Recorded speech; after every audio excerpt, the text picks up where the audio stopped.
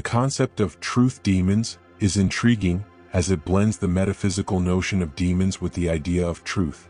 This could be interpreted in a few different ways depending on the context or mythology one considers, but generally, truth demons might be envisioned as entities that either guard or distort the truth, making them formidable forces in the spiritual or psychological realm.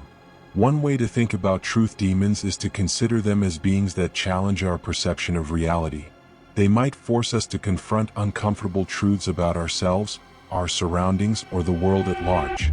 In this sense, they could act as moral agents, pushing us to face our own flaws, failures, and the harsh realities we might try to avoid. They could also be perceived as manifestations of inner turmoil, embodying the hidden truths that lie within our subconscious minds. These truths may be so buried that they become threatening when we are forced to acknowledge them. On the flip side, truth demons could represent forces that deliberately obscure the truth.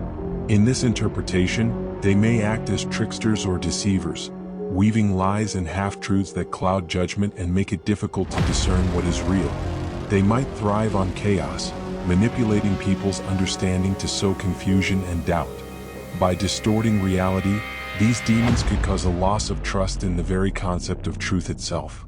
In a world where truth becomes uncertain, their influence can lead to societal breakdown, where misinformation and falsehoods reign supreme. In various mythologies and religious texts, demons often play the role of deceivers. In Christian tradition, Satan is referred to as the father of lies, and other demonic entities follow the same path of deception. They tempt people away from divine truth, leading them into darkness by twisting facts and creating illusions. In this sense, truth demons would be aligned with these ancient archetypes, representing forces that lure humanity away from enlightenment and self-awareness. Psychologically, truth demons could be understood as the mental constructs that keep us from fully realizing our potential or acknowledging the parts of ourselves we don't like. These are the inner voices that tell us we aren't good enough or that fill us with self-doubt. They can manifest as negative thought patterns, inhibiting personal growth and distorting one's self-perception. Battling these demons requires introspection, self-compassion, and often external support to break through the lies we tell ourselves or the harmful narratives imposed upon us.